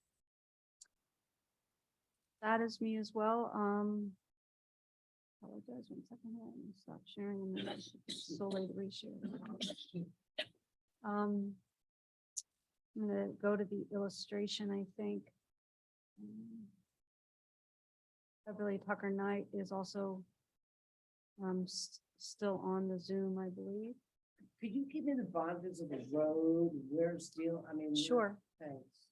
I couldn't figure that out on this map. So, Old Bonham's over here. This is, the parking lot is here. It cuts off at the parking lot. This is what's left of the old pavilion. This is the storage in the restroom area. The new pavilion is kind of over here. And this is currently there's a walking trail that kind of goes this way, and it's used by both vehicles for St. Louis City Water, as well as people biking and walking. The park improvements in Stacy Park call for a new trail that is only that won't have any, oh, there she is, that won't allow any vehicles on it. That's going to come around. Now, we did have in our plan, and it was on as an alternate when we went out for bid, because again, at that point, you will recall, we were really unclear as how construction prices were going to be coming in. That was earlier this year. We had a trail, we were extending this trail, and it was actually going to be kind of a connector from this new trail to this existing trail here. And the goal of that is to make it a full loop, to get as close to kind of that full mile as possible. In the alternate, we had a couple of different bidders. One of the bid for this was a little higher than we thought seemed reasonable. So we didn't accept that as an alternate. As we've done the work here, knowing and have put in the garage kind of doors, a small garage door here, so that we can get small vehicles in to like front loaders, those types of things, and to take supplies. And most of those supplies are ground maintenance supplies, to take those in. We needed really a better way for those smaller vehicles to access and get in. We went back and we looked at, we went back to this connector idea, and we looked at utilizing, if you recall, there's kind of a place right now where there's some bollards and people drive up alongside. We'll be taking out those bollards. We'll be changing it so that's not the width for a actual vehicle. So we don't want people to drive in, because there's no real reason to drive in anymore since the pavilion's up here. But using this as part of that using this as that connector trail. It will assist with small, like gators, those types of things, to move some supplies in and out. There won't be any big vehicles there. So it serves to connect to that, and to allow a better entry into that storage area. And then it comes over here and still connects. So we end up with a connector. The cost on this is about 29,000. It's about half the price it was as an alternate. And so with that, Beverly, I don't know, is there anything else you'd like to add on this? No, I think I think, thank you for summing that up. I just want to reiterate that what this means is we will not eliminate the existing pathway, we will resurface it. So we're reusing what's there instead of eliminating. That's what the blue is, and then this is new. So the blue, so it'll look the same, it'll all be new at the end, but this will be kind of resurfaced. And then this will be the new construction. Okay, are there any questions? So the path that is gray is what is going going away. away. That was what you call the hyphenated lines reflecting that portion of the path that's going Correct. away. Okay, Correct. okay. Thank you. No, I really needed a better focus of, Mm-hmm. you know, what was out here beyond what we were seeing. So thank you very much. No problem. When you look at a trail, it's really hard to know what way you're looking. Yeah. You can be in a different park. All right, any other questions? All right, if not, I'll take a motion. Alderman? Mr. Chair, I motion to approve Hankins Construction Proposed Change Order PCO 14 totaling $29,136 for the park improvement project at Stacy Park. Is there a second? Second. Been first and seconded, please call the roll. Councilmember Clark, Yes. Councilmember Knox, Yes. Councilmember Waldman, Yes. Chairman Carl, Yes, motion passed. okay. Next item, please. Next item is item number 12, hearing from citizens, part 2. Okay, still works the same way. If you'd like to speak, here's the card or. Sorry?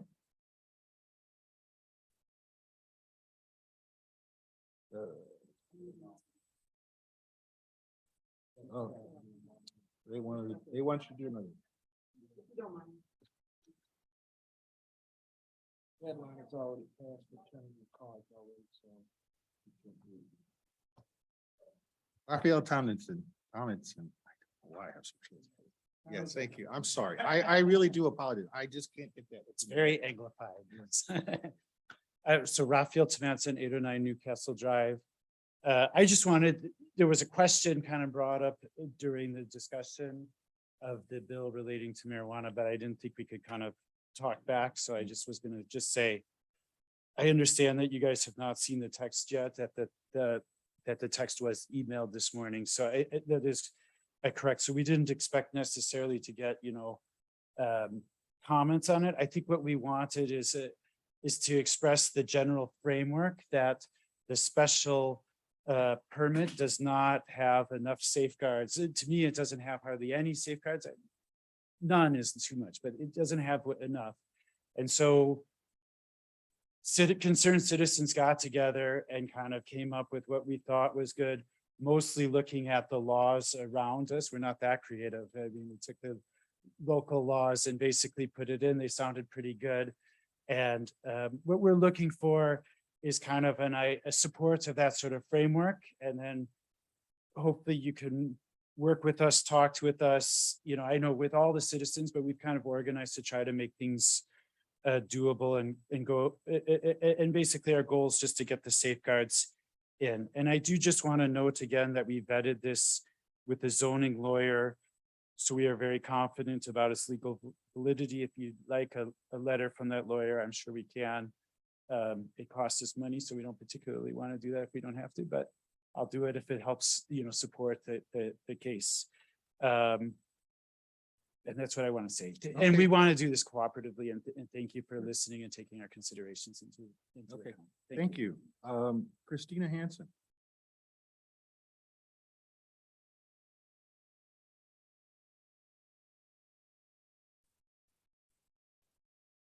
Christina Hansen, North Price Road in Olivet. and I just want to clarify what Raphael said. We do not have legal representation. We have contracted with an attorney, but they are not representing our group of citizens. So just to clarify. Regarding the current bill 2979 that is before you, the first reading was earlier tonight. Once again, I would like to request the removal of the word medical. I think special permit use should apply to any kind of marijuana if it's going to be on our ordinances, on our books, so that if in the future recreational is approved, why go through this again? Just remove medical and approve it if that's the steps we're taking. Finally, regarding the consideration of the number of locations that would be available in Olivet for a marijuana facility, I understand that that is a concern of the city council because of possible legal actions against the city. As I am sure all of the city council knows, the population of Olivet is approximately 7,837 as of the 2020 census. We have 2.772 square miles for Olivet. Whereas St. Louis County, which we are in the middle of, has 523 square miles, which means Olivet is less than 0.5% of St. Louis County. Olivet is not out in the middle of nowhere like my hometown is 30 miles from any other town. We are in the middle of other municipalities. The ordinance that we have proposed is based on ordinances for our next door neighbors, U City and Creve Coeur, which are much larger both in population and landmass. They have more space available for such types of facilities just because they have more land in their city. We're a very small landmass city. And so if There's 1 minute left. Thank you. If our proposed location would only allow 3 facilities potentially, but we are such a tiny 0.5% of all of St. Louis County, 3 is actually probably pretty good for such a very small 2.772 mile city. And thank you for listening. Thank you. Mr. Hanson, please. Mr. Bill Hanson. Yes, I could tell because you were sitting together. Bill Hanson, 817 North Bryce Road, Olivet resident. Just a couple of things. First, just to make sure that we're clear, and again, trying to have good communication. The email that came from Kate, there were 2 documents that were in it. One of them is, and I'm not sure which one you received a printout of tonight. One of them is what we recommend for the actual verbiage. The second is the same verbiage, but it actually has footnotes that has everywhere where there's a precedent. So you may see one and it'd be confusing with the other. So that the intent is that one is the background, the other is the actual verbiage to show that, where we came from. The second is realizing and understanding that even if you received it yesterday or earlier in the week, you have full-time jobs. You're not just doing this, that you wouldn't be able to review it. That you pause before the next reading, seriously consider either including that or modifying. We realize that would mean that there would need to be a second or a new first reading. We greatly appreciate City Council hearing us and trying to expedite putting something in. I would rather us pause a little bit, not stop, but make it a little bit more teeth to it. Then, but still in a fairly quick manner for city, realizing that things don't happen quick. Include that. I think that would make the citizens, answer a lot of our questions, and again, have us continue working together. Thank you. Okay, thank you, Mr. Hanson. All right, here we go. I didn't re-pick this up, did I? Did you want to speak again? Yes, I was being sure I didn't pick it up twice. Okay, yeah. Okay, thank you. Thank you for your trust to give me another opportunity. Now I want to say, we want to hire a hygienist to help us to make a decision, right? The hygienist, that's just the kind of one measure for such as medicinal packaging inside our industry. Marijuana is not an industry. That's a natural product. For the life, we should respect. One virus and bacteria is much, much more complicated than an airplane. How can we think one hygienist, he can know that thousands of chemistry from that marijuana? For me, I research plant science, help my wife for chemistry almost 20 years. I'm still very humble. I cannot say, keep learning to communicate each other. For that hygienist, I'm thinking they have their own consultant company. Main purpose is for money. And we ask, yes, I can give you a suggestion. I'm good at that.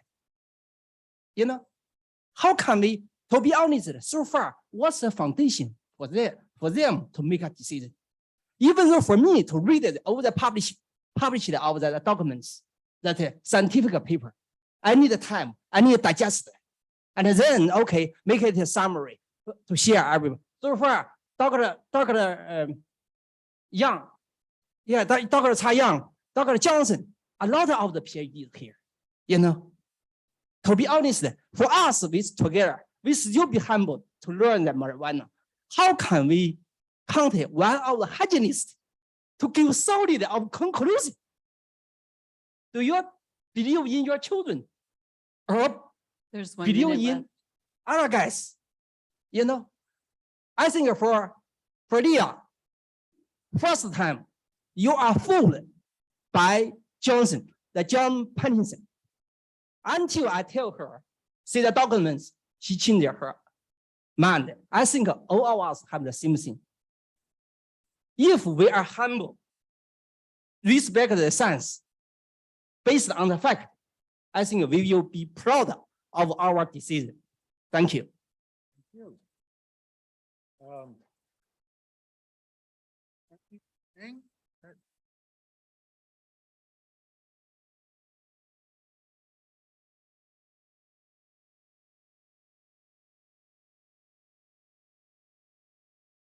Good evening, everyone.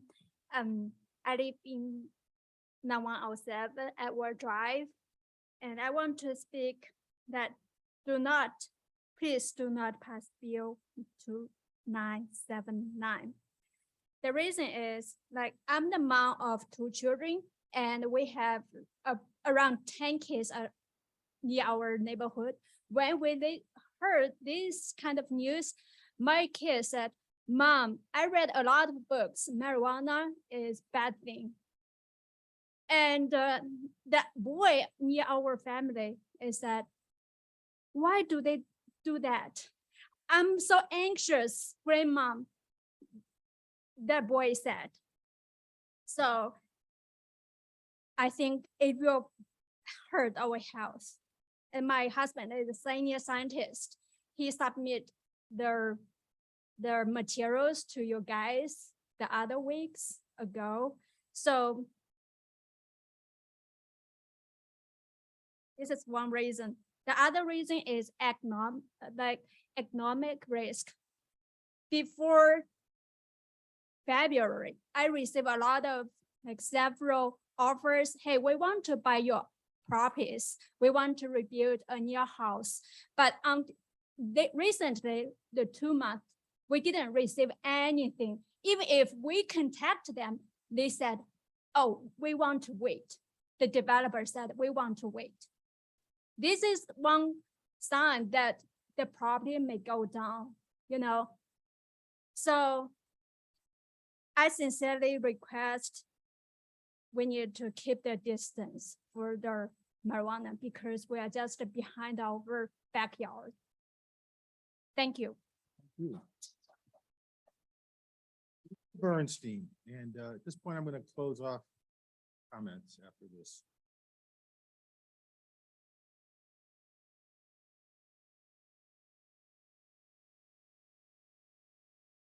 Leah Bernstein, 8822 Iroquois Drive, circa 1968.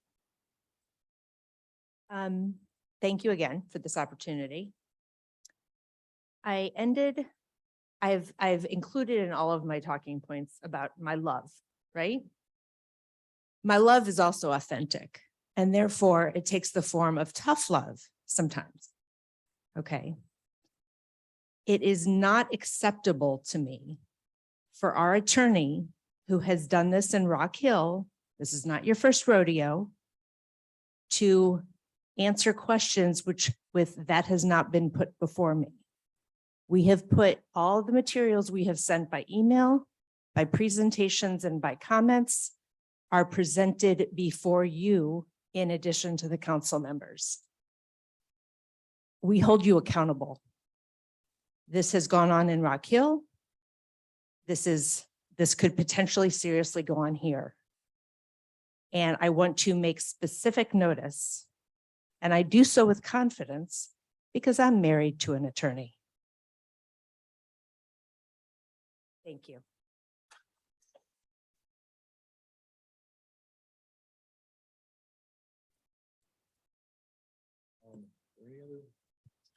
Okay. Yes, Tim. Did you want to, I'd also like to make a comment. Certainly.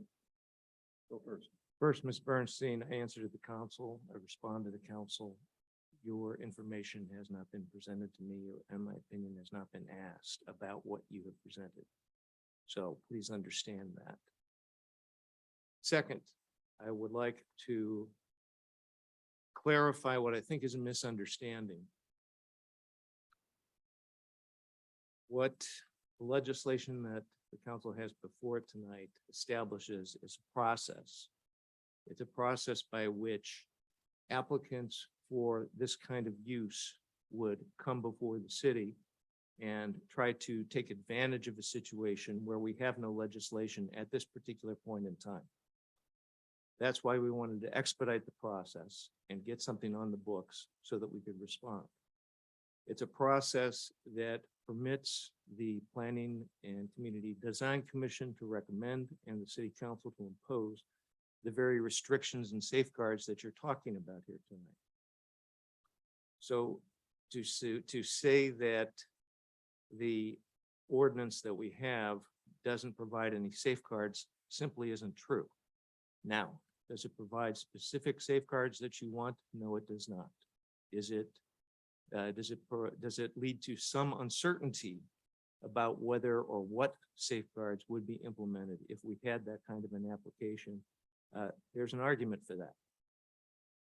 Nonetheless, the odor mitigation issues, the school and residential setback issues, the waste disposal issues are all listed in the staff's report and would all be considered in the process if in fact someone came in and wanted to establish this kind of facility.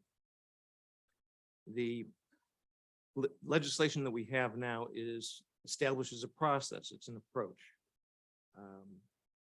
It was done again expeditiously to make sure that we have some kind of protection if somebody wanted to come in. And as I said earlier, it doesn't mean that changes can't be made to the existing legislation or that changes can't be made by future legislation. So that is where we are on this legislation. I just felt like this notion that this ordinance is worthless or useless in terms of ensuring safeguards from future applicants, I think that's wrong. Again, I know it doesn't go as far as you want and that you would rather you have those safeguards specified. I get that. But I'm sure the council will take your comments into consideration and make a decision on whether or not they would like to do that.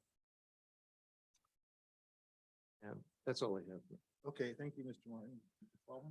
Mr. Martin, thank you for that because I was prepared to ask you a couple questions. So thank you for some clarification there. If I could ask you just a few more questions before I do that.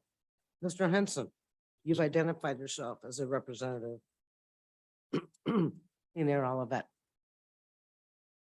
Correct? Sure. Sure.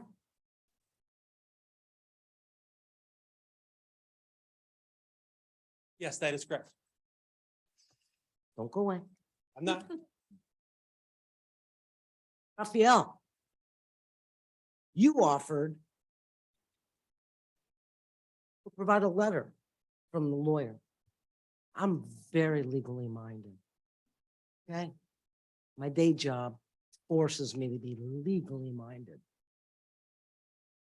I would like my counsel to support me here and say, I would like that letter from the lawyer to our lawyer. To me, you just don't do lawyering without a lawyer communicating with a lawyer. So I would like a letter from the lawyer that helped you. I'm not disputing what was done. I'm legally minded. So I would like that letter from your lawyer to our lawyer with regards to the document that was created. Can I get that support from my peers? Okay, can you do that? I will check. I did not actually speak to the attorney, but I will see, I will speak to the person that did until we can. I would like to say, though, the lawyer is not representing us. I understand that. Oh, Okay, I just wanna make totally sure we're clear. understand that. Okay, But he helped create the document and he assured you that this is a good legally binding document. So because of that, and I understand it's not representing you, but he did help you create the language. So I would like that letter to letter from lawyer to lawyer. That's all. I'm not, nothing more. That's all. I mean, it was offered. I think it makes sense. I think it's fair.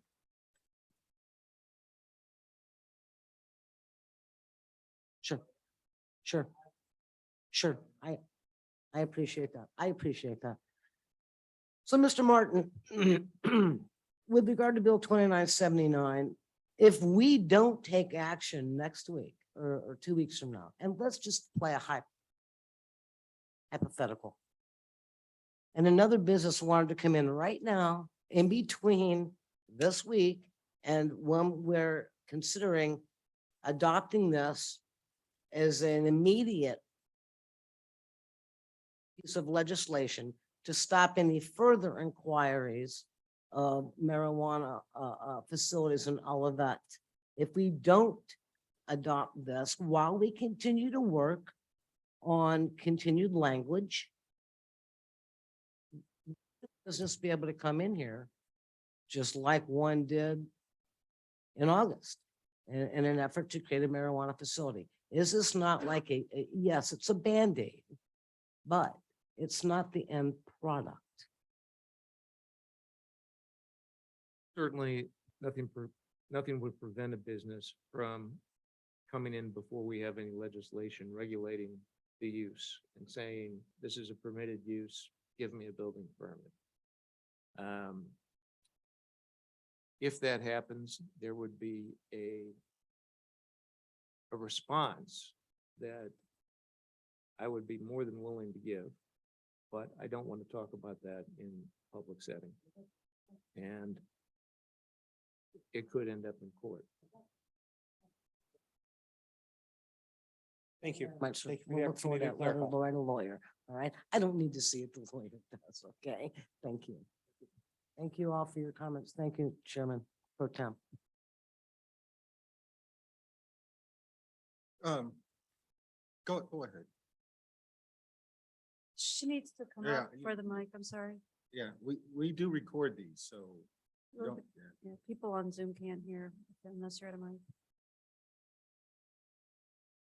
My name is Jennifer Chen and I live in 675 Redford Drive. As a resident, I've been following the events surrounding around the marijuana facility. Just hearing the conversation with the legal services we have, I'm a bit confused about if the city already have a lawyer. I would think that the lawyer, when we are initiating the special permit, you would look for some reference, right? Neighboring city regulations. If it's already existing, why didn't the legal services staff we have in the city do those homework and put those in this first hearing of the Bill 2979, right? That would be a question. And I would say that as a resident, I recognize this legal tool is to protect the city as well as the residents. So I can tell you, I am a family who helped to support to get legal services for the Clean Air Olivet, to find lawyer to looking at what we can provide as another alternative to help the city council to provide sufficient safeguard for all of us, right? And so, but besides the residents' effort, I would like to see more efforts from the city council or the city resources, especially from the legal part, step up in the game and provide these references to us as alternative. As I reading the bills 2979, it's very general and very abstract about what it can do to stop any other additional marijuana business coming in, right? So again, I really appreciate you guys have this open discussion. I've been watching and following. As a citizen, I am very proud you're here, serve us. And I know you're not legal experts. I am not either. I just hope that we see the city legal department provide additional, right? We all trying to provide alternatives. I would love to see more, right? Okay, that's it. Thank you. All right, so we will go on to the next item, please. Item number 13 is review and approval of minutes.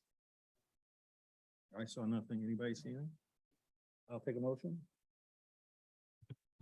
Mayor Pro Tem, I make a motion that we approve the city council meeting minutes of May 24th, 2022, and the workshop session minutes of June 7th, 2022, as presented. Second. Second. Been moved and seconded. Please call the roll. Councilmember Clark, Yes. Councilmember Knox, Yes. Councilmember Waldman. Yes. Chairman Carl, Yes. motion passed. Next item, please. Item number 14 is the city attorney's report. Thank you. I wanted to bring to the council's attention House Bill 1662, which was passed by the Missouri legislature in this latest session. It is a bill that regulates the city's ability to regulate home occupations. And there are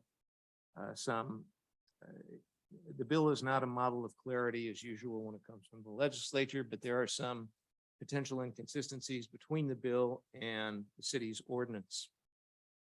The bill prohibits the city from prohibiting mail order or telephone sales, broadly prohibits that. The city code limits allows those kinds of businesses, but only to the extent that they do not involve keeping on-site merchandise. So there might be a conflict there. It's not exactly clear. The bill also prohibits a city from prohibiting home-based occupations that require service by appointment, either within the home or within an accessory structure. City's ordinance prohibits specifically dog grooming, repair services, barbershop, and beauty parlors, which are all appointment-based services. So that seems to be a fairly obvious conflict. The bill prohibits the city from prohibiting the storage or use of equipment that does not produce effects outside of the house or accessory structure. The city's ordinance prohibits the use of any any mechanical equipment other than what is usual for purely domestic or hobby purposes. That could also be an area of conflict. I don't necessarily get it either. So I'm just saying that there's a possible conflict there. And I suppose what that means is if you've got some kind of a business where you're operating equipment in the garage, if that kind of equipment is a vacuum cleaner or I don't know, something else of a hobby nature, we say that's okay. We say that's the only thing that you can use it for. The state law says you can use it for anything. You can use that accessory structure, any mechanical equipment in that accessory structure, as long as it doesn't affect the property outside of the accessory structure. So there's a conflict there, or a potential conflict there. Governor Parson has not yet signed the bill. The Missouri Municipal League is recommending that the governor veto the bill. And I wanted to bring it to your attention so that if you are interested and want to express opposition to the bill to the governor, you still have the opportunity to do that, but you could sign it any day. All right. So I wanted to let you know that. And in addition, I believe that it would be appropriate that I ask for a closed session for attorney-client communications this evening. 610-021.1. So moved. Is there a second? Been moved and seconded. Please poll the council. Councilmember Clark, Yes. Councilmember Knox, Yes. Councilmember Waldman, Yes. Chairman Carl, Yes. motion passed.